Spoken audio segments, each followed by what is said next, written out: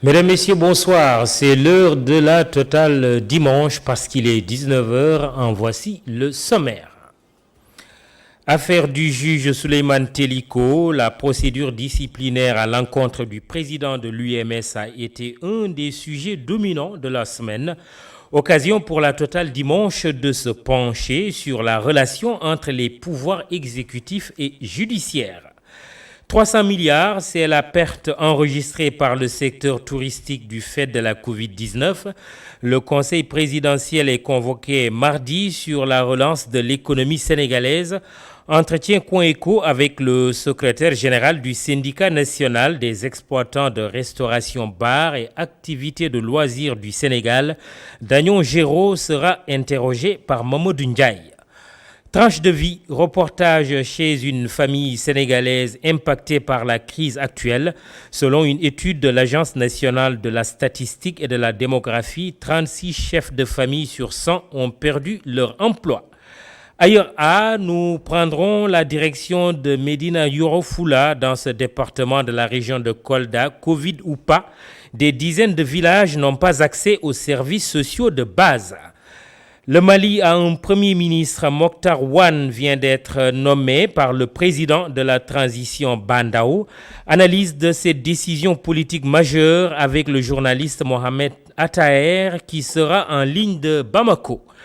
La totale ouvre la page de la flore après celle de la faune. Pour ce premier numéro, Kessendour nous parlera d'un arbre très célèbre de par le monde, le karité. Ndeye Nancy Diouf signera la rubrique la dernière de ce magazine. Elle nous dira comment il faut faire pour passer une bonne semaine.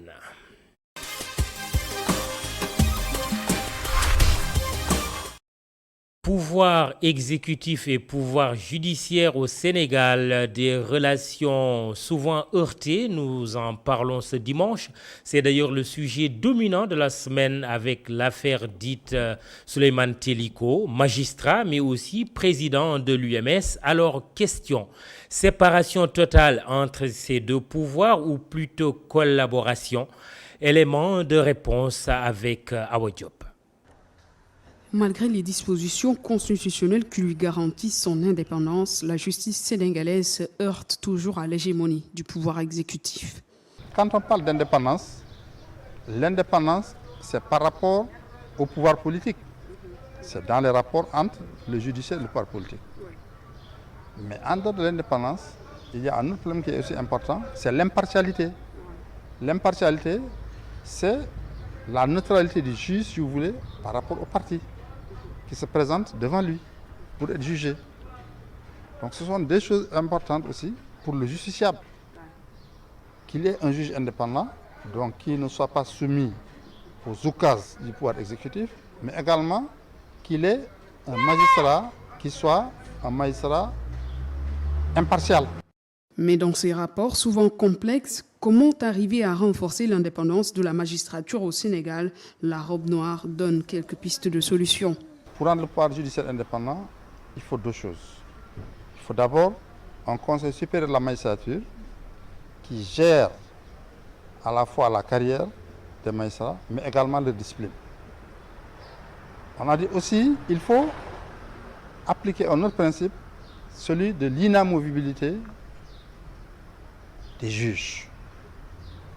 Alors maintenant, est-ce qu'avec la mise en place de ces deux instruments, l'objectif visé est atteint? Certainement non.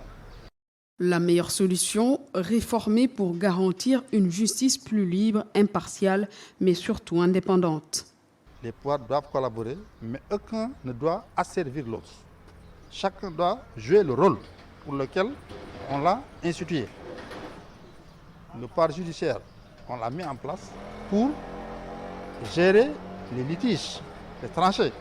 Il faut qu'il puisse le faire uniquement en appliquant la loi, mais pas en appliquant les directives reçues. Ainsi donc, respecter à la lettre la séparation des pouvoirs, c'est tout faire pour que l'exécutif n'empiète pas sur les prérogatives des institutions judiciaires.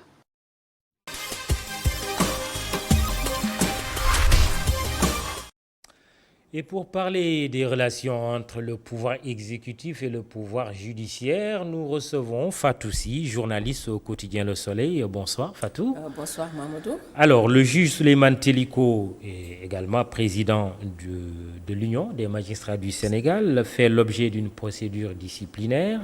On lui reproche des prises de position publiques sur un dossier judiciaire, notamment l'affaire Khalifa Sall. Il l'a dit chez nous à Immédiat. Le magistrat conteste le bien fondé de cette procédure. D'ailleurs, quelle est votre analyse de cette affaire? D'abord, avant de commencer, je voudrais préciser que je suis là également en tant que chroniqueuse judiciaire, parce que je suis la vice-présidente de l'Association nationale des chroniqueurs judiciaires, des journalistes qui s'occupent des questions judiciaires. Vous êtes la personne qu'il faut, à la place qu'il faut, oui. J'espère Oui. que je serai à la hauteur. Ouais. D'abord, pour parler de l'affaire Teliko, moi, j'ai une opinion mitigée. D'abord, dans un premier temps, j'évoquerai le problème de la, je dirais pas d'essence, de l'élégance. Est-ce que quand même c'est élégant de critiquer son collègue qui a fait un travail? Est-ce que également le président Teliko aimerait par exemple qu'on critique une décision de justice qui quand même s'y rend une décision de justice? Est-ce qu'il aimerait que ses collègues le critiquent publiquement? Ça c'est une question, ce sont des questions que je me pose. Si nous rappelons un peu les faits, c'est-à-dire qu'il a eu à se prononcer sur le procès Khalifa Sall, on sait un peu que la Cour de justice de la CEDEAO avait quand même estimé que certains droits de Khalifa Sall n'avaient pas été respectés. Oui, c'est pour rappeler les faits. Et lui, il pense que ce n'était pas une bonne chose pour la justice sénégalaise, que c'était un camouflet. Oui, effectivement, ce qui m'amène à dire quand même, dans cette affaire, il n'y a pas lieu de fouetter un chat. Parce que Souleymane Teliko, quoi qu'on dise, c'est un intellectuel, c'est un juriste quand même de renom, qui même avant même d'occuper le poste de président de l'UMS quand même, il est connu pour ses sorties, pour ses prises, pour ses positions par rapport à des sujets qui dominent la justice. Et je me dis que dans cette affaire, il n'y a rien de nouveau. Moi, je me dis qu'il a juste fait une interprétation de la décision de la CEDEAO, une décision de groupe de travail des Nations Unies. C'est parce que ces institutions-là, quand même, elles ont constaté des violations par rapport aux droits de défense, par rapport aux droits de Khalifa Sall. Oui. Donc moi je me dis que quand même il y avait, c'était une redite, c'était une redite qu'il a faite. Donc est-ce que ça valait le coup quand même de le traduire devant le conseil de discipline? Ben, moi, je ne sais pas exactement comment est régie la magistrature, parce que certains te reterront peut-être que si c'était dans un débat scientifique quand même, parce que quand même ce qu'il a fait, c'est qu'il a posé un débat quand même. Les décisions de justice, elles sont faites pour être commentées, parce que ça enrichit le droit. Oui, le ministère de la Justice estime qu'il a violé le principe de l'obligation de réserve, du devoir de réserve. Oui, mais parce que, est-ce qu'on peut dire qu'il l'a violé? Parce que quand même, la chose a revêtu de la chose jugée, l'affaire plutôt. Parce Oui, que c'est sa ligne de défense. Oui, parce que ça a été jugé. Donc, toutes les voies de recours ont été épuisées. Donc, ce qu'il a dit, comme je l'ai dit tout à l'heure, il n'y a rien de nouveau. Donc, le groupe des Nations Unies l'a dit, ils ont fait le constat. La CEDEAO a fait le constat. Ben, pour moi, ça ne valait pas vraiment la peine. Peut-être, comme je l'ai dit tout au début, peut-être c'est un peu inélégant de critiquer publiquement ses collègues. Donc, c'est ça. À part ça, moi, je me dis que quand même... À part l'inélégance, vous pensez qu'il n'y a pas de quoi fouetter un chat. Ouais. Alors, l'Union des magistrats du Sénégal n'est pas souvent en phase avec l'exécutif sur la question de l'indépendance de la magistrature. Sa principale revendication a toujours été que le chef de l'État ne préside pas le Conseil supérieur de la magistrature. Est-ce que finalement c'est une équation insoluble? Moi, je ne pense pas que ça soit une équation insoluble, dans la mesure où l'exécutif, la ligne de défense de l'exécutif est de dire que la présence est symbolique. Ben, pourquoi s'accrocher, pourquoi s'y accrocher dès lors que l'exécutif reconnaît que sa présence c'est juste symbolique?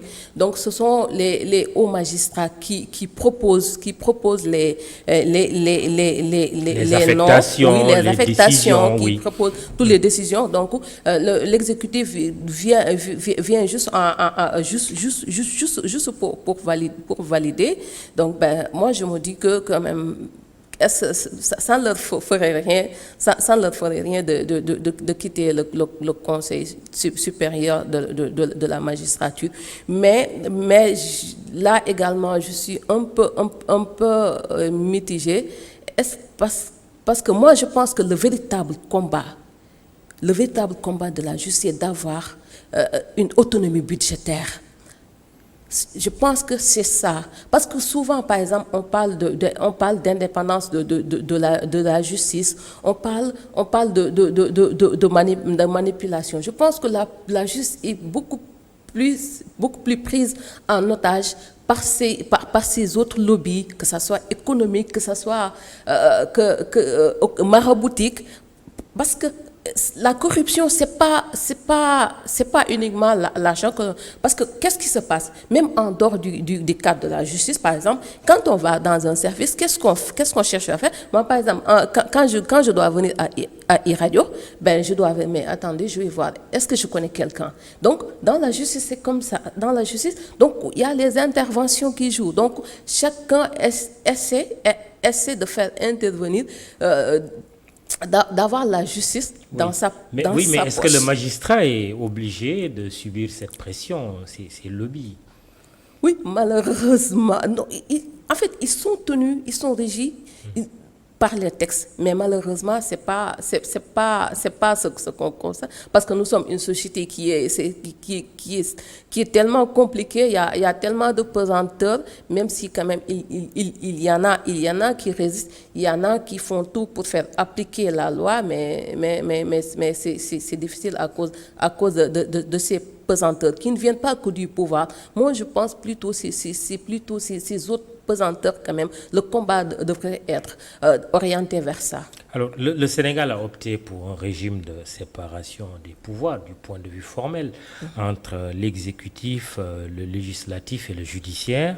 Pourquoi dans les faits, cette option a du mal à s'appliquer? Si on part du reproche qui est souvent fait à l'exécutif, c'est de vouloir avoir la main sur les affaires judiciaires et même le législatif. Pourquoi, dans les faits, cela a du mal à prendre? Comme je viens de le dire tout à l'heure, c'est le système qui est ainsi fait.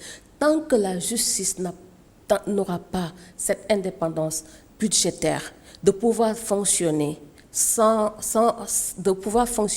l'exécutif, quand même, il y aura toujours l'exécutif. L'exécutif sera là pour exercer ce contrôle.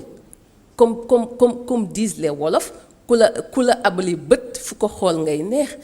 mais en même temps, il y a une autre thèse qui dit un magistrat est indépendant s'il veut vraiment être indépendant. Oui, mais ça c'est sur les faits. Mais par exemple, si un chef de juridiction il a besoin de véhicules, il doit passer par l'exécutif. Il doit passer par le ministère de la Justice qui dépend de l'exécutif.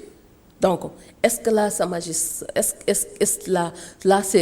serait facile d'avoir une indépendance? Pour vous, l'enjeu, c'est l'autonomie budgétaire. Oui, pour moi, l'enjeu, c'est l'autonomie budgétaire. Parce que les magistrats, quand même, si on les prend un par un, ils sont indépendants. Mais moi, je pense que c'est plutôt un problème de système, quand même.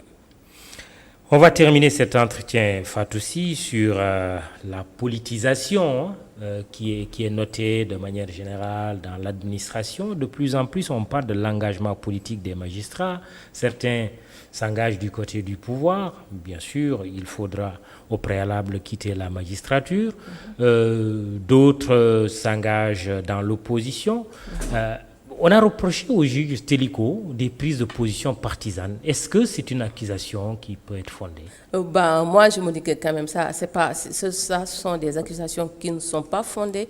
Comme je l'ai dit dans mon introduction, quand même, Téliko, le président Téliko, c'est quelqu'un quand même qui est très connu, quand même, qui a toujours eu des positions, des positions sur des sujets qui interpellent la justice. Et il n'a pas attendu d'être le président de l'UMS pour manifester sa position, parce que quand même, si vous parcourez la presse, souvent, il a fait plusieurs fois des contributions quand même de haute facture sur des problèmes de la justice. Oui. Est-ce que la difficulté n'est pas liée au statut aussi de l'Union des magistrats du Sénégal? C'est une association qui défend les intérêts matériels et moraux des magistrats, mais sans être un syndicat à proprement parler. Qu'est-ce qu'il faudrait faire? Permettre finalement une syndicalisation des magistrats? Non, moi je ne crois pas. Parce que dès lors qu'on dit que le pouvoir judiciaire, dès lors qu'on parle de pouvoir judiciaire, quand même, est-ce qu'ils ont besoin d'un syndicat? Un pouvoir, c'est un pouvoir. Donc, ce dont la magistrature a besoin, ce dont la justice a besoin, c'est que ce pouvoir-là soit effectif. Oui, mais ailleurs dans le monde, il existe des syndicats de magistrats. Oui, mais est-ce que là-bas, ce sont des pouvoirs? Par exemple, en France, ce n'est pas un pouvoir. Donc, c'est une autorité. Autorité judiciaire. Autorité judiciaire. Comme je l'ai dit, le combat, c'est de tout faire pour que ce pouvoir-là, parce qu'on n'est pas pouvoir pour rien, pour que ce pouvoir-là soit effectif, pour qu'il puisse l'exercer. Et pour cela, je le dis, je le redis, il faut une autonomie budgétaire pour ne pas dépendre de l'exécutif dans quoi que ce soit. Merci Fatou Sy. Je rappelle que vous êtes journaliste au Soleil et présidente de l'association vice-présidente de l'association des chroniqueurs judiciaires. Merci beaucoup. Merci et bonsoir chez vous.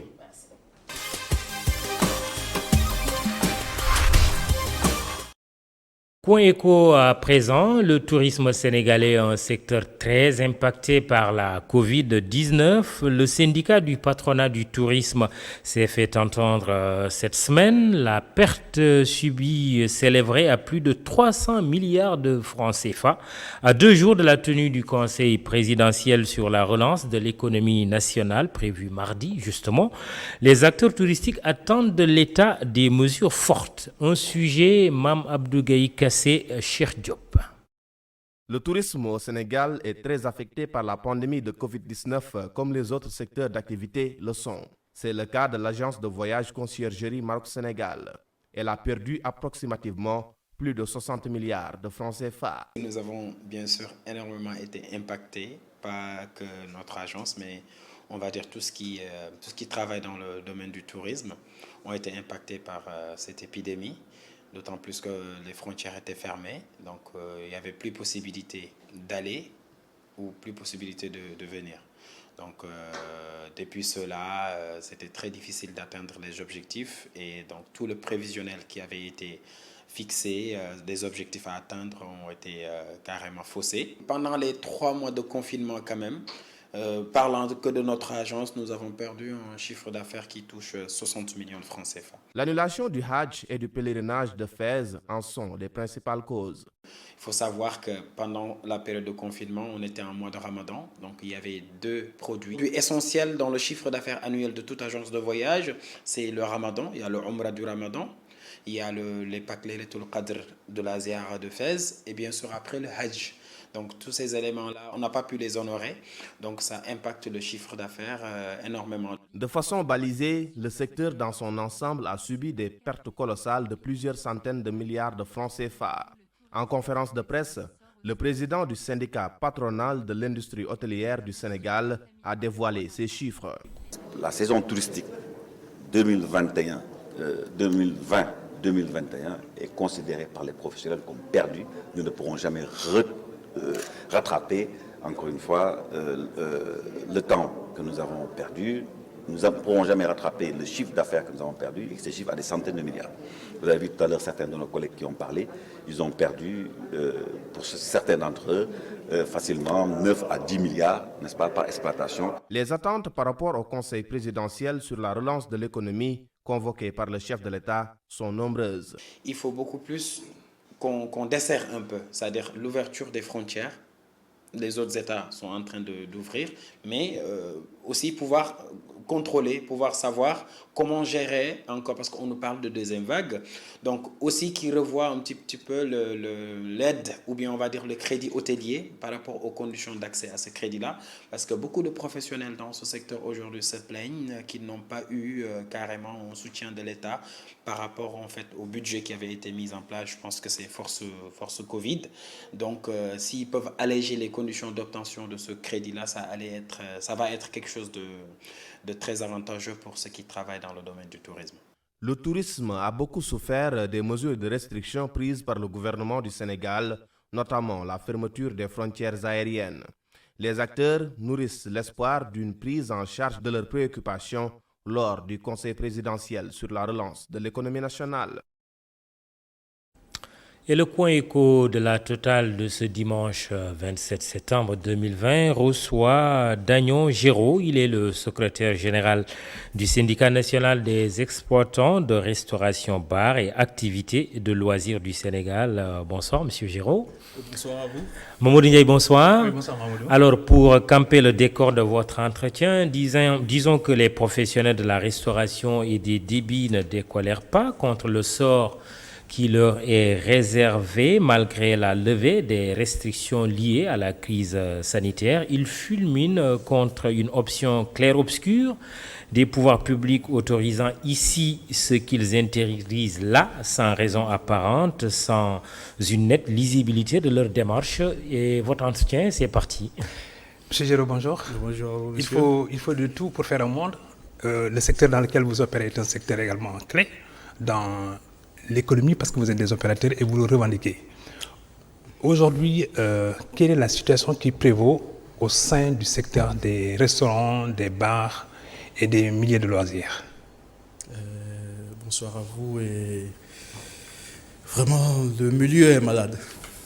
Carrément. Oui, le secteur est malade parce que bien avant même la crise sanitaire, on a assez de difficultés avec les autorités.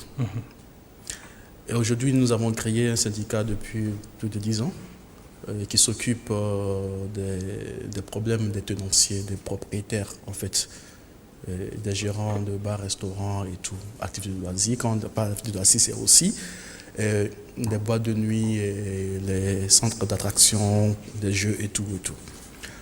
Mais on remarque qu'on est très stigmatisé.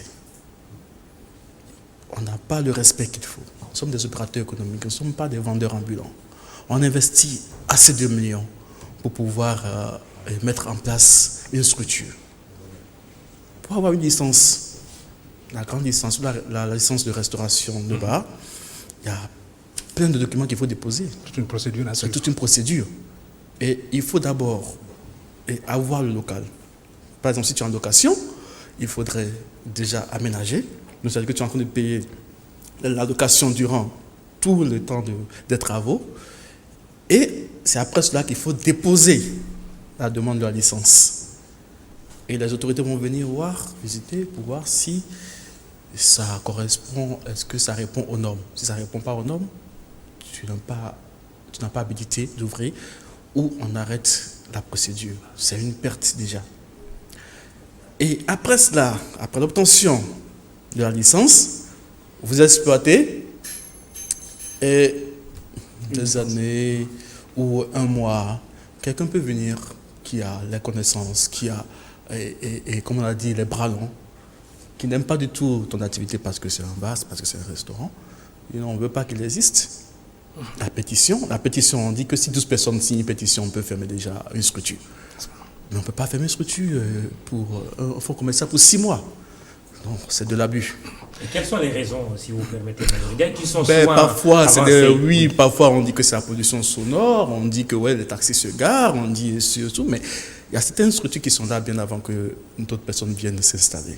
Mais quand on travaille, c'est pour la quiétude de tout le monde. On ne veut pas travailler et déranger qui que ce soit.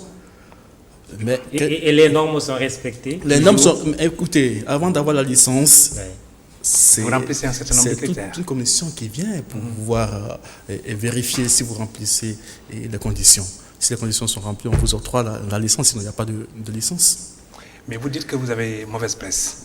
Qu'est-ce que vous faites justement pour au moins quand même vous rendre aimable auprès de l'opinion? Oui, écoutez, aujourd'hui nous avons un syndicat, comme je l'avais dit, qui s'appelle Synébral, et on essaie d'assainir nos milieux. Forcément, il y a des récalcitrants. Mais les récalcitrants, nous sommes en train d'aller en formation, parce que nous avons eu à déjà organiser une formation, un séminaire avec la préfecture de Dakar, la chambre de commerce, avec le gouverneur de région, le ministère de l'Intérieur et autres, pour savoir exactement ce que dit la loi, la législation concernant les débits de boissons. N'est-ce pas? Aujourd'hui, ceux qui sont, par exemple, qui ne connaissent pas la législation, nous sommes en train d'aller vers eux pour leur faire comprendre que nous ne sommes plus de petits vendeurs d'alcool, nous ne sommes plus de petits vendeurs de restaurants, nous sommes des opérateurs économiques. On doit assainir notre milieu, se respecter, se faire respecter. Parce qu'on emploie au moins, une petite structure de restauration emploie au moins 15 personnes, 15 employés. Et 15 employés, derrière 15 employés, il y a au moins 15 personnes, il y a 30 personnes. On est dans le social, dans le culturel, n'est-ce pas? Et on est dans la formation. Parce que tous les gens qui font la formation dans l'hôtellerie, c'est ceux qui sont à l'école. Après, ils vont exercer où leur métier, leur profession? C'est chez nous. On leur apporte un peu de plus en formation. Disons, vos revenus totaux annuels, ce chiffre à combien? Écoutez, c'est hallucinant ça. Parce que... Donnez un chiffre, par exemple, pour qu'on ait une idée de grandeur. Écoutez, en 2010, on a un chiffre d'affaires annuel estimé à 223 milliards. Aujourd'hui, dans uniquement bar-restaurant et... Uniquement bar-restaurant, débit de boissons. Et débit de boissons. Oui, aujourd'hui, on est à 512 milliards. N'est-ce pas? Annuel. Et les effectifs justement qui travaillent dans ce oui, mais c'est ça que je dis. Le minimum, vous avez 15 employés. Oui, non, mais vous faites le total aussi. Parce qu'il faut qu'il y ait écoutez, voilà. Donc, et quand on va regrouper, par exemple, en 2010, on était près de 8800 opérateurs économiques tenanciers de bar-restaurant. Aujourd'hui, on est à 16 210. Ça rapporte alors? Rapporter, c'est trop dire. Non, 8 000 à 18 000. Non. Ou à 16 000. Opérateur économique, parce qu'on investit. C'est un investissement. On investit. Et quand on investit aujourd'hui, il y a 10 ans de plus, c'est-à-dire qu'on est passé de 8 800 à 16 200. Et on a, en 2010, 52 000 emplois directs. OK. Est-ce qu'on 52 000 emplois directs. Je vois. Mais transposons un peu la situation. Dakar sans la nuit, sans ces nuits...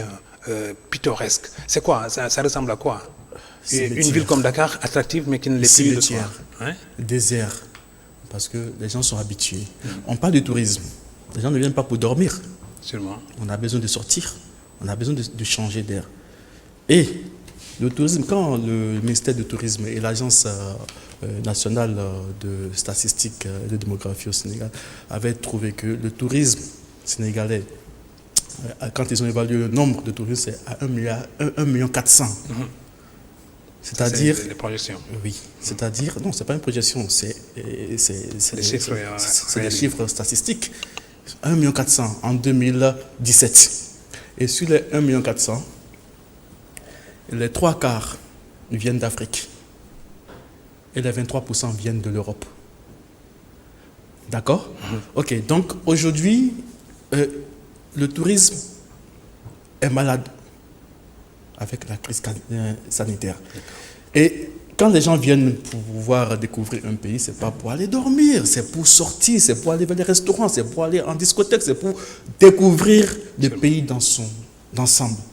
C'est-à-dire qu'il y a les circuits aussi, il y a les visites, il y a les musées. Donc, il faut prendre en compte tout ce qui forme de paramètres du tourisme. Oui, si on y va plus clairement et plus posément, je pense qu'on peut comprendre un peu les enjeux. Oui. Il y a du monde qui vous fréquente, ou du moins qui vous fréquentez. Mais ce monde, le jour, ils sont assez représentatifs, ils sont très puissants, c'est même des poids lourds de la société, mais qui le soir se transforment autrement en clients. Est-ce que ces gens ne peuvent pas être des relais pour permettre de vociférer avec vous, ou bien de hurler avec les loups, ne serait-ce que pour faire entendre, n'est-ce pas, la cause que vous voulez défendre? Oui, vous savez, notre milieu reçoit pas mal de personnalités et pas mal de citoyens. Et nous sommes en train de travailler sur ces points afin de trouver des parrains, même au niveau de l'Assemblée générale, pour défendre nos causes. Parce que quand nous sommes partis en syndicat, c'est pour se rallier aux syndicats qui sont plus forts. Et nous ne sommes pas prêts pour pouvoir baisser les bras, pour dire que voilà, on n'a qu'à marcher sur nous et tout, non. On veut vraiment rendre notre secteur très visible et très respecté. Voilà, donc, certes, on a des personnes avec qui on discute, n'est-ce pas? Et nous sommes en train de mettre en place, en œuvre, des stratégies pour pouvoir faire face à ces problèmes qu'on rencontre tout le temps avec les autorités policières, surtout, dans certains coins où c'est des arrestations arbitraires, des contrôles pas possibles qui gênent carrément la clientèle, parce qu'aujourd'hui, quand tu sors avec ta collègue ou une amie pour prendre un pot, on peut venir simplement lui demander son casier sanitaire. C'est pas respecté. Mais on est dans un pays laïque, on est dans un pays de droit. N'est-ce pas, et de liberté, où aujourd'hui, j'ai la possibilité de sortir avec une amie, une collègue de travail, et puis pour aller prendre un café dans un bar, dans un restaurant. Pourquoi le visage du bar-restaurant est si souillé? Justement, je voulais poser une question toute naïve. Qui peut mettre les pieds dans un restaurant, dans un bar-restaurant? Toute personne adulte. Qui ne doit pas? Toute personne adulte. Adulte. Toute personne adulte, déjà. Dans les faits, est-ce que cela se passe toujours ainsi? Oui, nous, on insiste beaucoup. Ah ouais? On insiste beaucoup sur ce que les personnes adultes fréquentent les restaurants, surtout les bars. Et si la personne doit être accompagnée, si c'est un adolescent, il faut qu'il soit accompagné par un responsable, son père, sa mère, ou une personne responsable qui est quand même âgée, qui, en cas de problème, peut répondre. N'est-ce pas? Bon, tout le monde a le droit de sortir et aller là où il veut. Mais aujourd'hui, si nous ne protégeons pas, qui va nous protéger? C'est pour cela que dans nos structures, on a la sécurité. Moi, j'ai envie de souligner un aspect.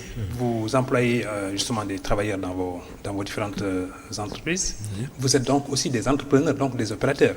Et que je sache, au Sénégal, il y a une liberté d'entreprendre. Ça fait partie justement des droits conquis et acquis. Alors, qu'entendez-vous dire au pouvoir public si vous êtes en face d'eux, en termes justement de responsabilité à assumer, mais en même temps aussi d'allègement des charges qui pourraient vous faire bénéficier d'un certain nombre d'avantages qu'on a octroyés donc à d'autres secteurs d'activité? Oui, c'est ça. C'est pour ça que je dis que nous, on n'a pas du tout respecté dans nos activités.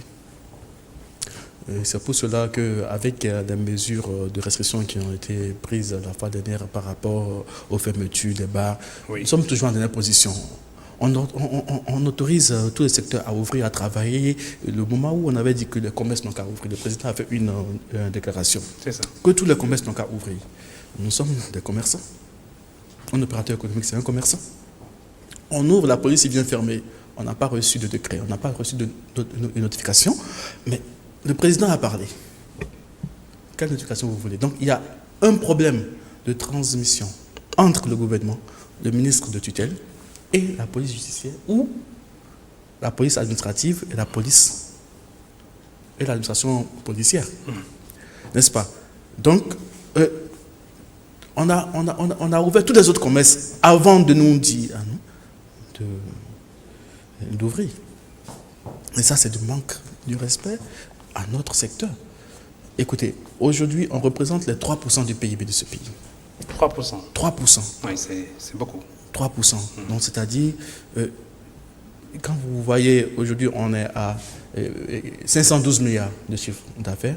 Donc, ce n'est pas un secteur à négliger. Ce n'est pas du tout un secteur à négliger. En agriculture, aujourd'hui, les artistes ont clamé, oui, on veut exercer, on veut jouer. Ils vont jouer où? Mais dans nos établissements. Pas de nuit. Est-ce que votre problème n'est pas quelque part, quand je dis votre problème, c'est un problème qui concerne tout le monde, n'est pas un problème d'organisation? Regardons la ville de Dakar, tout en respectant quand même le principe de la démocratisation du loisir, de l'accès au loisir.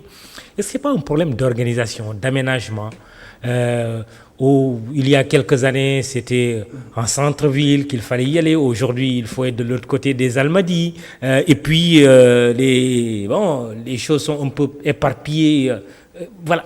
Est-ce qu'il n'y a pas un problème d'organisation, une certaine anarchie qui règne et qui appellerait un peu plus d'ordre?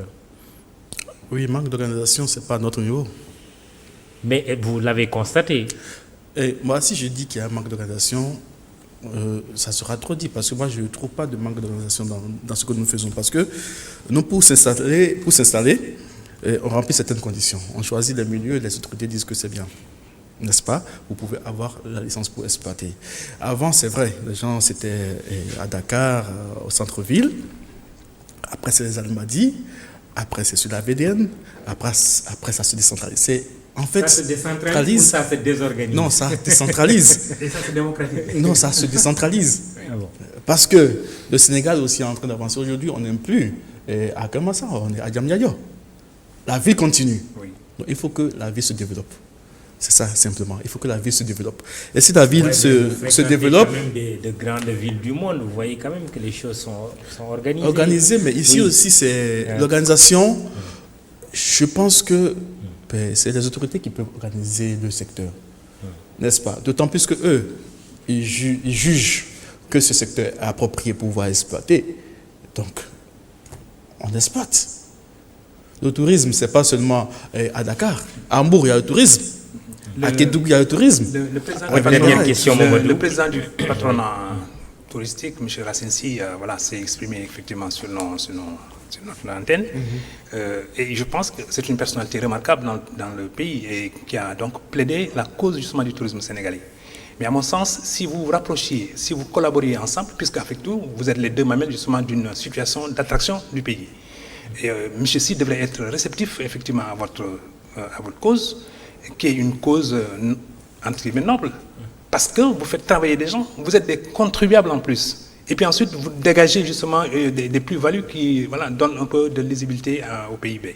Par conséquent, vous êtes des acteurs normaux. Oui. Donc, qu'est-ce que vous pouvez faire maintenant pour améliorer votre image et réhabiliter justement cette fonction qui est un peu peut-être décriée par le Sénégal? Vous avez 10 secondes. Oui, indubitablement. Je pense que c'est peut-être les gens qui sont en train de nous séparer par rapport au tourisme. Et la fois dernière, on a été au ministère du Tourisme, on dit que nous sommes des petits restaurants. Non, on refuse. Parce que on investit en fonction de nos moyens. On investit en fonction de nos moyens et on ne peut pas dire que non, aujourd'hui notre image est salie et tout. Non, on est en train de travailler, on est en train d'assainir tout notre milieu pour pouvoir quand même être respecté et qu'on prenne en considération. Voilà. Sinon, nous faisons partie du tourisme intégré. Voilà, oui. Le temps est assez court pour pouvoir tout développer.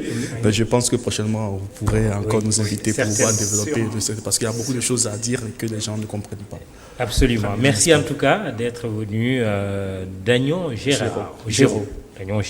Merci Mamadou. Merci. C'est nous qui vous remercions. La suite de votre magazine.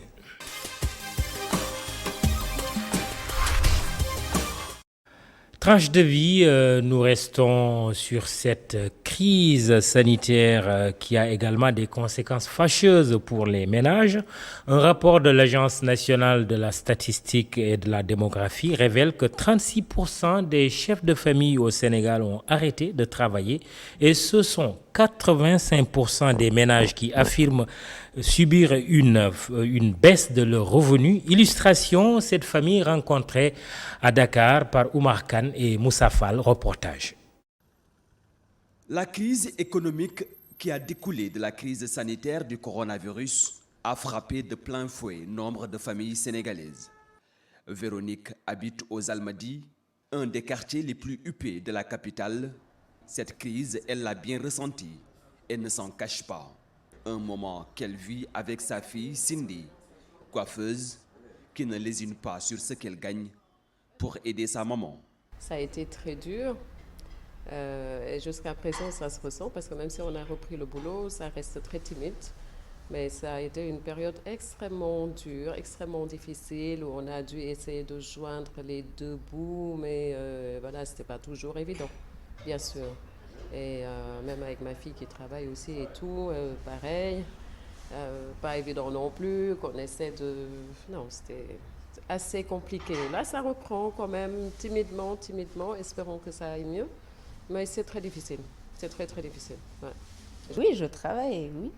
On essaie tous de joindre les deux bouts, tout simplement. En quoi faisant? Tout ce qu'on peut faire, vu que tu ne peux pas bosser normalement. Qu'est-ce que tu veux faire? Tu te débrouilles? Tu te débrouilles, de tes propres mains, tout simplement. Il faut juste pouvoir gérer ses charges déjà à la base. Donc ce que tu as, tu le mets dans la maison pour pouvoir nourrir ta famille, tout simplement. Pour faire face à ces moments très difficiles, Véronique a dû changer ses habitudes, faire moins de courses et faire moins de sorties. Avec toutes ces charges entre le travail, la maison, les enfants, tout ce qui s'ensuit, surtout le quotidien, les enfants, ils ont toujours besoin de quelque chose, même si l'école, ça s'est arrêté et tout, mais ils ont toujours besoin de quelque chose, ils ont besoin de bouger un petit peu, ils ont besoin de, voilà, des petits détails, des trucs. Ça doit se gérer et c'est compliqué. Quelquefois, ils comprennent et quelquefois, non, ils ne comprennent pas. Et même pour les courses, les trucs, on fait beaucoup plus attention, on voit où on va faire les courses, ainsi de suite. C'est très compliqué. Je veux dire, c'est dommage quoi, quand on arrive à ça, qu'on ne puisse plus se faire plaisir, on ne peut plus voir les amis, on peut plus rien faire. Voilà, c'est quand même assez compliqué. On s'est énormément privé, je me suis énormément privée. Les petits plaisirs, les petits... Non, plus rien. Comme quoi, je sais pas, aller me faire les ongles, aller me faire un petit massage. De temps en temps, j'en ai besoin par rapport au boulot, au stress et tout. Mais non, tout ça, c'est fini. Ouais.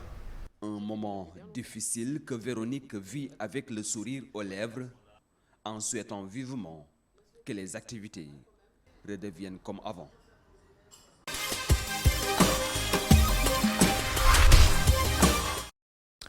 Ailleurs, nous nous rendons ce dimanche à Médina Yoro Fula, dans ce département, particulièrement dans l'arrondissement de Fafakuru. Tout est prioritaire. Les communautés veulent être connectées au monde extérieur.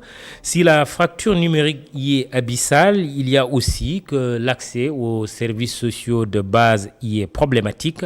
Dans les 52 villages de cette zone, les accouchements se font à domicile.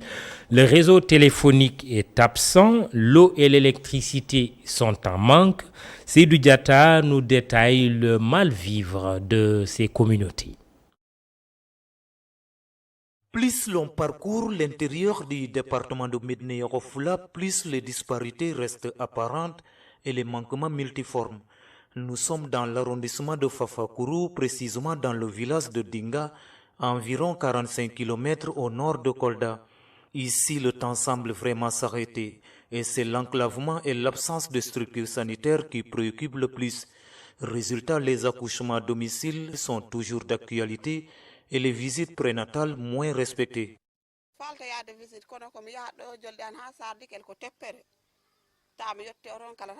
J'ai souvent envie d'effectuer des consultations prénatales, mais comme vous pouvez le constater, nous sommes très éloignés de la structure sanitaire. Il faut marcher au moins 5 km. Le poste de santé le plus proche se trouve à 12 km de là. C'est à Fafakuru. Très loin, la route est impraticable. À un certain moment, on ne peut pas l'évacuer parce que nous, on prend des charrettes et quand on appelle l'ambulance, elle s'arrête à 5 km de là. Elle s'arrête à Saradikel parce qu'elle ne peut pas accéder ici. Au moment qu'on dit que les femmes ne doivent pas accoucher dans les maisons, vous la voyez, elle a accouché avant-hier, ici, dans cette chambre. Avec tous les risques, elle n'a bénéficié d'aucun suivi sanitaire moderne.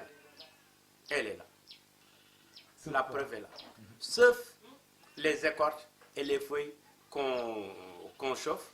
Et elle se baigne sur ça et elle voit quelque chose et c'est comme ça.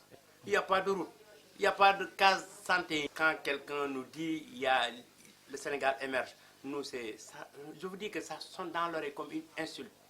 Pas d'eau potable ni d'électricité. Pire, aucun opérateur de téléphonie n'a installé son dispositif dans la zone pour connecter les 52 villages au monde extérieur.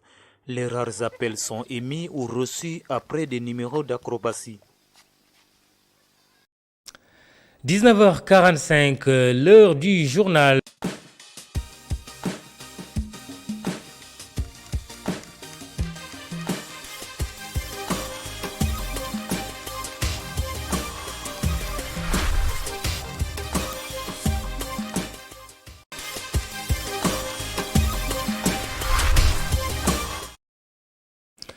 Un langage tout sauf diplomatique puisque nous recevons ce soir dans votre rubrique un journaliste, Mohamed Attaher. Bonsoir Mohamed. Bonsoir Mamadou Ibrakan. Vous êtes en direct de Bamako, la capitale malienne. Justement, le Mali tient son premier ministre de transition. Comment la nouvelle est accueillie à Bamako? Oui, Mamadou Ibrakan, on l'a attendu depuis plusieurs jours. Le Premier ministre a désormais un visage. Il s'appelle Mokhtar Wane, c'est un diplomate de carrière. Il a 64 ans. Il a servi presque à tous les régimes, de Moussa Traoré à Amadou Toumani Touré. Donc on peut dire que la nouvelle a été bien reçue côté de l'opinion publique malienne, parce que c'est un brillant diplomate de carrière.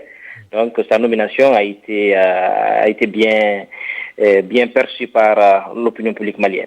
Et comment s'est opéré le choix porté sur Mokhtar Wane? Bon, Mamadou Ibrakan, je ne suis pas dans les secrets de Dieu, mais disons tout simplement que ça a été quand même une surprise. Je peux dire que ça a été une surprise parce que on pensait que le choix du Premier ministre allait revenir au M5 RFP, un mouvement de contestation contre le régime Ibeka, le mouvement du et qui avait dressé toute une liste. Oui, le M5 RFP qui a pratiquement envoyé 14 CV. Donc, c'était une surprise. Le peuple malien ne s'attendait pas du tout à cette nomination de Mokhtar Wane. On peut dire aussi que peut-être c'est une ruse de la junte militaire qui, aujourd'hui aussi, on peut le dire, a continué d'avoir la réalité du pouvoir. Parce que les CV ont été envoyés à Kati, mais à la grande surprise, c'est Mokhtar Wane qui pratiquement n'était même pas au Mali, il était en poste à Ouaga et qui débarque et qui prend les rênes de la primature. Mokhtar Wane choisit alors qu'il est hors du pays, il n'est pas sur la liste envoyée par le M5.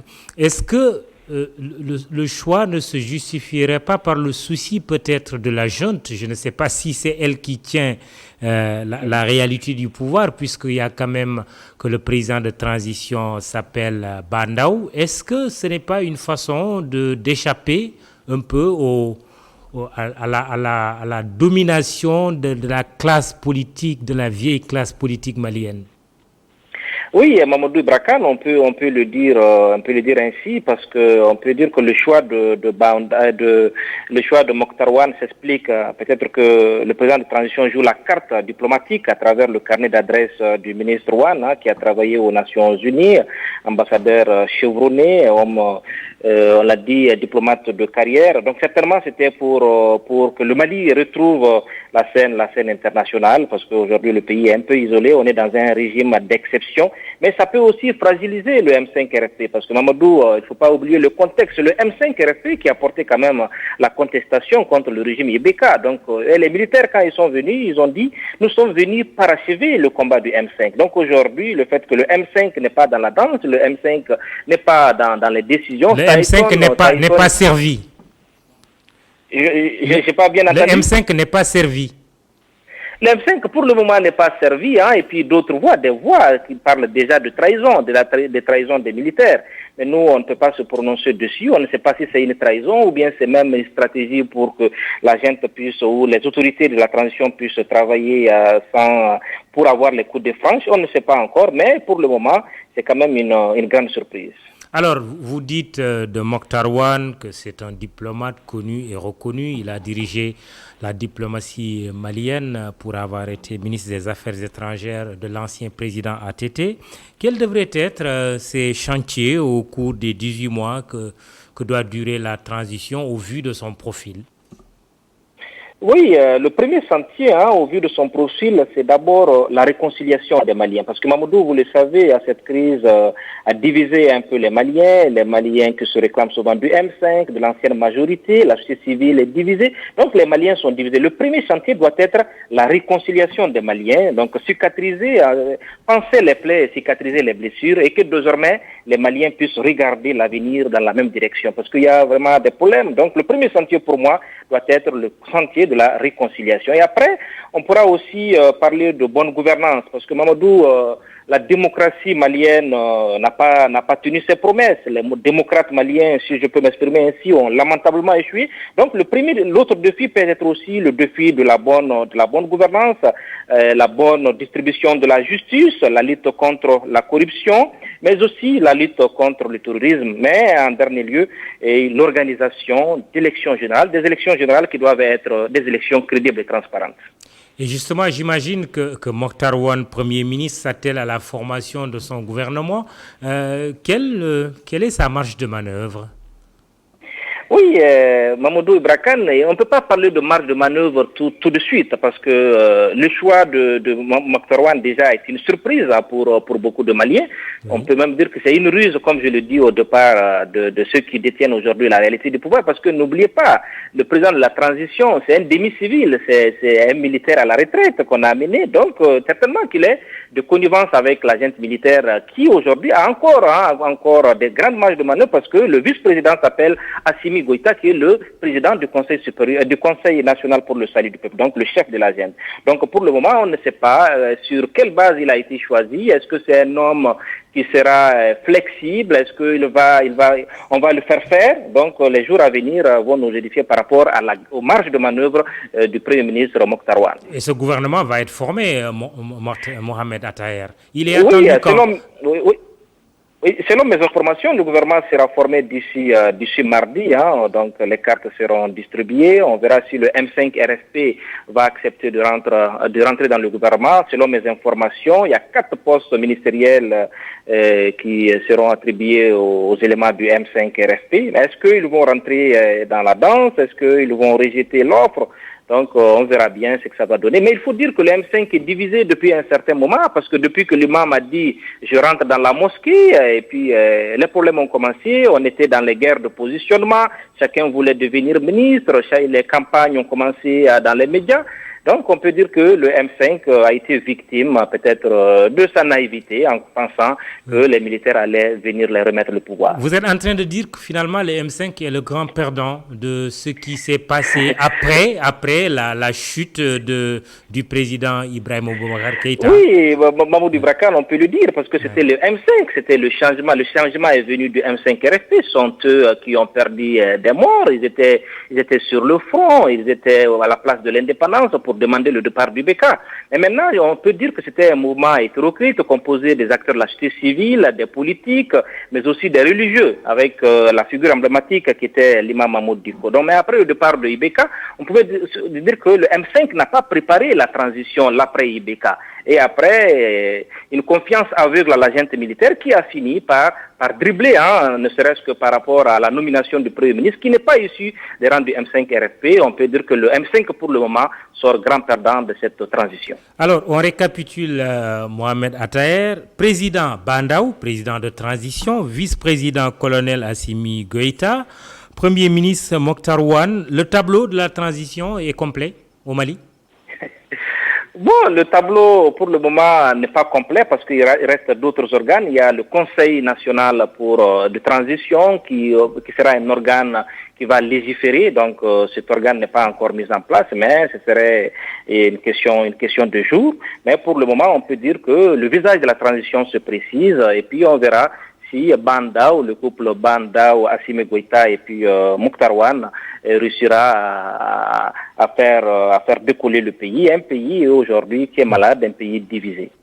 Alors, la CEDEAO attendait beaucoup la nomination de ce Premier ministre civil. C'est fait en la personne de Mokhtar Ouane.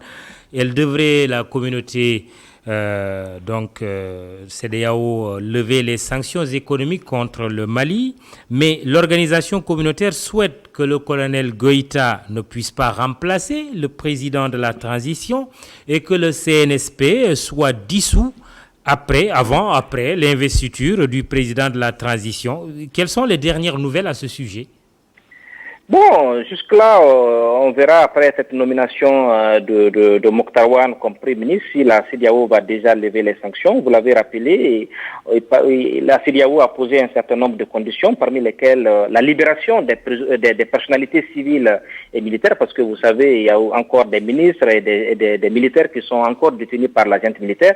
Donc la CEDEAO avait demandé à exiger la libération des personnalités civiles et militaires et puis aussi la dissolution du CNSP, Conseil national pour le salut du peuple. Mais déjà, on peut dire que la CEDEAO a joué la carte de la prudence. Avec la nomination du Premier ministre, un grand pas est fait pour le retour du Mali dans la sphère internationale. Je l'espère. Mais de votre point de vue, est-ce que vous pensez que la junte va faire cette concession, que le vice-président Goïta ne puisse pas remplacer le président de la transition et que le CNSP accepte de se saborder, de se dissoudre?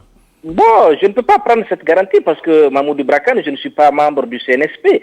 Donc, je ne peux pas prendre cette garantie. Mais déjà, la CEDEAO avait demandé au CNSP le rapport final, les conclusions finales de la charte de transition. Les concertations, cette charte finale n'a jamais été rendue publique par la junte militaire. On ne sait pas pourquoi. Oui, donc maintenant, est-ce qu'il y a des garanties solides pour que Assimi Goïta ne remplace pas le Bandao? Je ne sais pas trop, mais pour le moment, on peut dire que la CEDEAO ou l'ensemble des Maliens continue d'observer.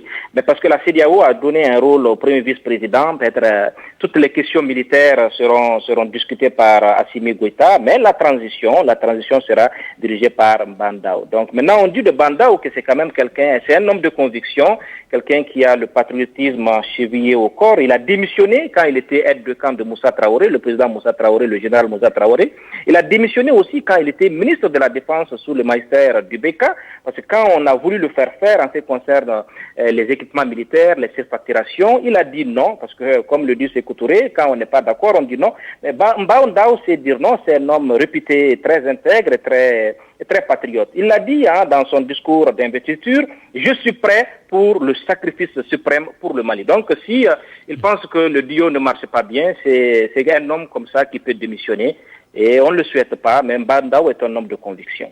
Vous parliez des Maliens tout à l'heure. Est-ce que les sanctions imposées par la CEDEAO, mais surtout cette pression exercée sur la junte pour qu'elle aille vers la transition, la mise en place des organes de la transition, est-ce que cette pression de la CEDEAO-là, elle est populaire du côté du Mali?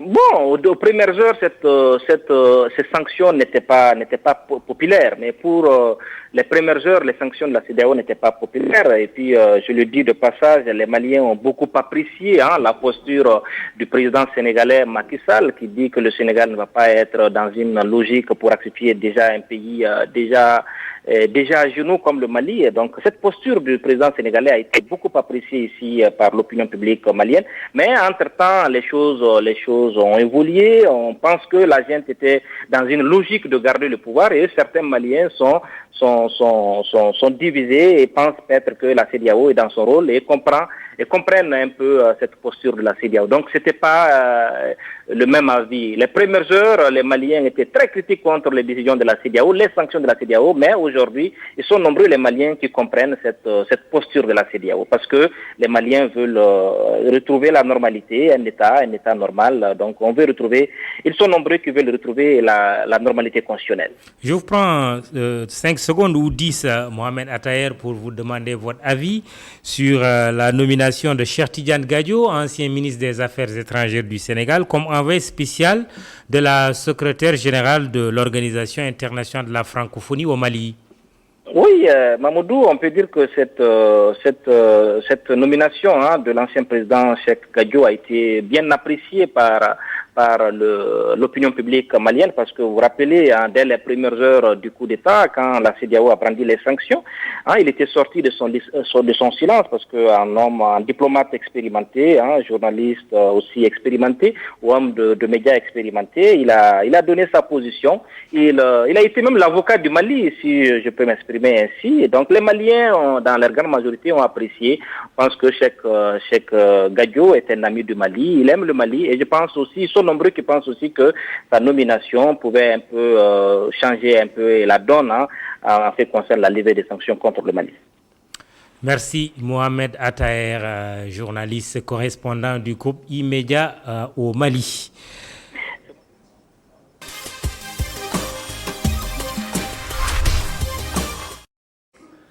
L'heure est venue de nous intéresser aux plantes, la flore après la faune. Pour cette première, un grand arbre du continent, le karité. Il est célèbre dans le monde entier. Son nom est écrit sur beaucoup de produits cosmétiques que nous utilisons. Mais au-delà de leur vertu cicatrisante, l'arbre et son fruit ont de nombreux autres avantages. Kessendour nous amène à leur découverte. On parle souvent du beurre de karité. En Afrique, on en trouve sur quasiment tous les marchés et pour cause, la substance que nous utilisons provient d'un arbre typiquement ouest-africain. Peu difficile, il grandit sur tout type de sol pourvu qu'il ne soit pas inondé, et ce, du Sénégal au Nigeria.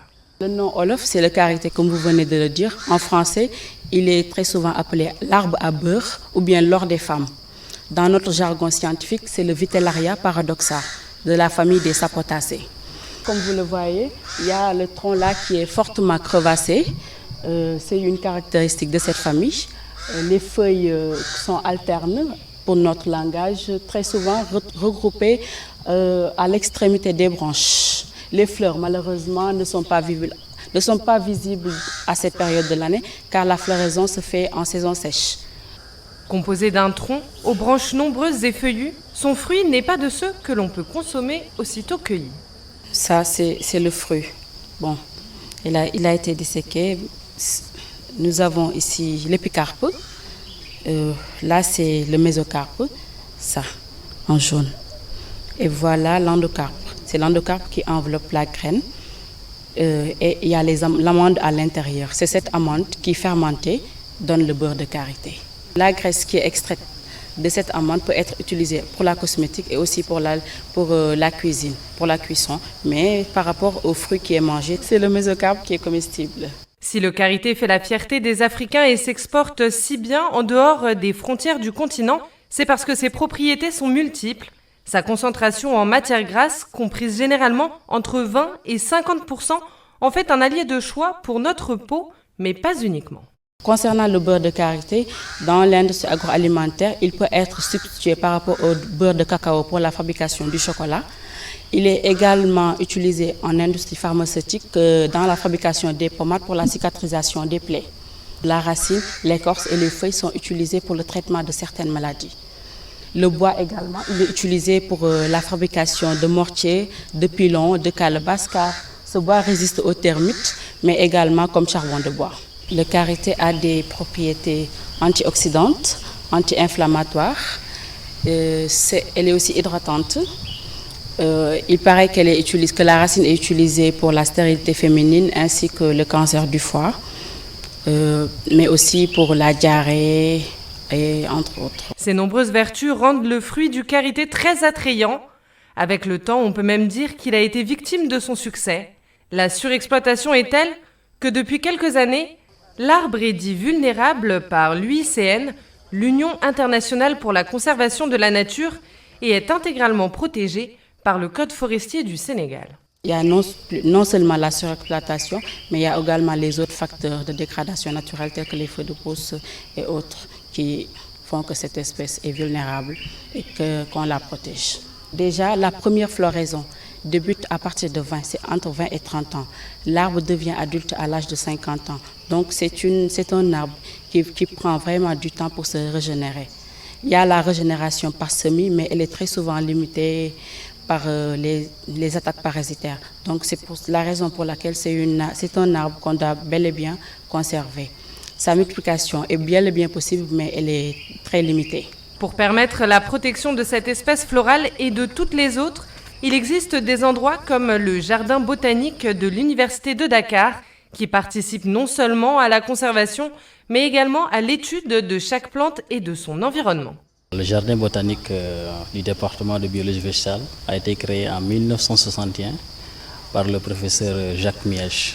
Et ce jardin botanique fait une superficie de 3 hectares. Le jardin botanique est riche d'environ 245 espèces réparties en 190 genres et 70 familles. Et en termes de conservation, en se référant au code forestier, nous avons 13 des 17 espèces qui sont partiellement protégées par le code forestier qui sont dans le jardin botanique. Et 3 maintenant des espèces qui sont intégralement protégées par le code forestier sont aussi dans le jardin botanique. Un travail de fourmi dont bénéficient les chercheurs, mais aussi les étudiants et les visiteurs qui viennent trouver, à l'abri des feuillages, un peu de fraîcheur, de tranquillité et d'air pur.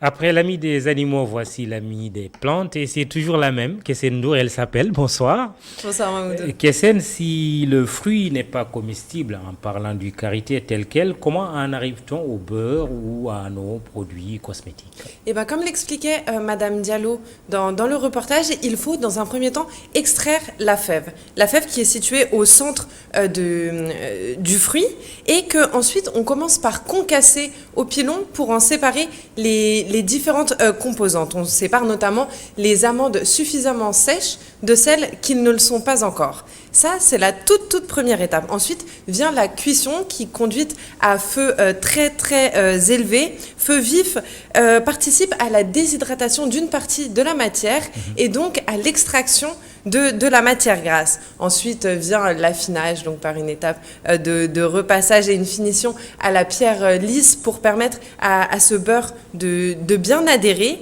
Et ensuite, on en est à l'extraction et on arrive à un produit fini. Et à qui profite le plus le commerce du karité? Eh bien, il faut savoir que le karité est produit donc principalement en Afrique de l'Ouest et il y a 3 grands producteurs. Le premier, c'est le Nigeria. Le second, c'est le Mali. Et le troisième, le Burkina Faso. Le Mali, à lui seul, compte plus de 200 millions de pieds de karité. Donc autant dire que c'est colossal pour un arbre qui ne commence à produire des fruits qu'à partir de l'âge de 20 ans. En ce qui concerne l'exportation, par contre, là, le champion en Afrique de l'Ouest, c'est le Burkina Faso, avec entre 200 et 500 000 tonnes de karité exportées chaque année pour l'Afrique de l'Ouest, donc de manière générale, avec une majorité pour le Burkina Faso, qui est donc le numéro 1 de l'exportation, donc aujourd'hui vers l'Europe, vers l'Asie, mais aussi vers le reste du continent. Ouais, le Burkina, très réputé pour son karité. Effectivement. Vous en avez acheté? Non, parce que bon, il est important de rappeler que tout le beurre qu'on utilise et donc provient de l'extraction de centaines des petites fèves dont je vous parlais et qu'on a pu voir à l'écran. Et que par conséquent, une fève qui est extraite ne peut pas donner d'autres arbres. Et c'est la raison pour laquelle notre surutilisation aujourd'hui, parce qu'on a découvert toutes ces propriétés à la fois culinaires mais également médicales, rendent l'arbre très vulnérable. Donc c'est vrai qu'au jardin botanique de l'UCAD, on évite de cueillir quoi que ce soit. Le but est de garder des spécimens de chaque espèce florale, des arbres, de toutes les plantes qui peuvent s'y trouver, de manière à en garder une trace, à pouvoir les étudier et si possible plus tard peut-être organiser leur réintégration dans la nature. Merci Kessène. Le karité, premier arbre dans la totale dimanche après les animaux. C'est parti pour une autre belle aventure. Ouais, je fais connaissance petit à petit avec nos très chères plantes vertes et j'avoue que ça s'annonce très intéressant parce que je découvre plein de choses merveilleuses. On laisse la surprise pour la semaine prochaine ou on a... voit la mèche déjà? Non. Bon, c'est surtout que j'ai pas encore choisi. On a encore le choix, le baobab, le moringa. On verra tout ça au fil des semaines. Mais pour la semaine prochaine, le choix n'est pas encore déterminé. Merci Kessène. Et ce qui suit, toi qui te lèves très tôt le lundi, toute la semaine, même disons, ce qui suit va t'intéresser.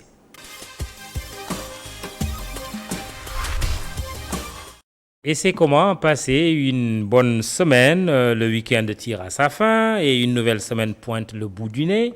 C'est l'heure de faire vos plannings et de vous préparer psychologiquement, mais aussi physiquement pour passer une bonne semaine. Et c'est parti pour le numéro 3 de cette rubrique. Bonsoir, Ndeye Nancy Diouf. Bonsoir Mamadou.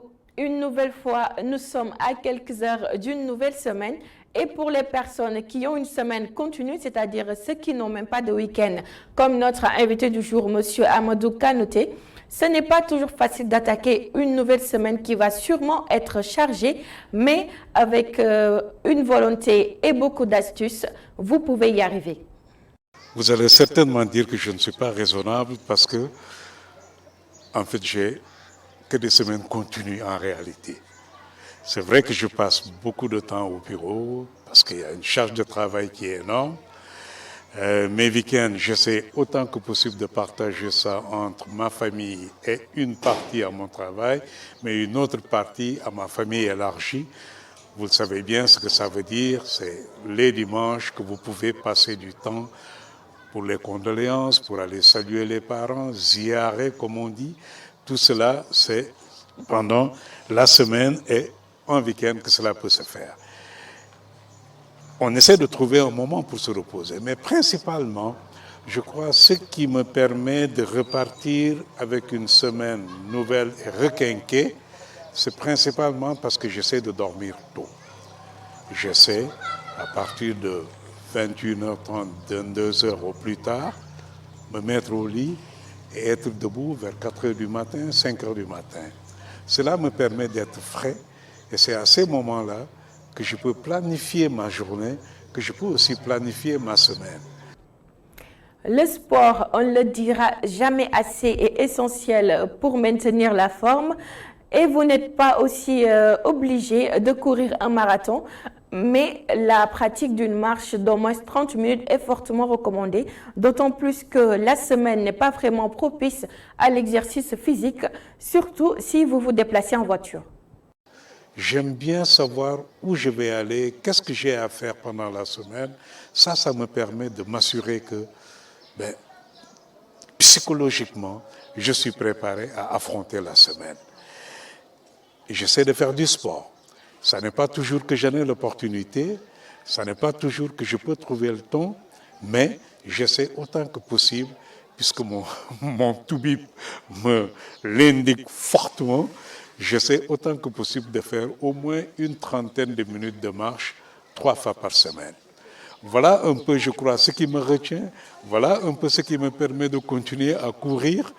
Cela me donne beaucoup de force pour démarrer. Alors, Ndeye Nancy, ne faudrait-il pas avoir un emploi du temps quotidien pour mieux gérer la semaine? Oui, tout à fait. Établir un emploi du temps est fondamental pour organiser son travail, puisqu'il va vous permettre de maximiser vos journées et vous éviter ainsi les pertes de temps.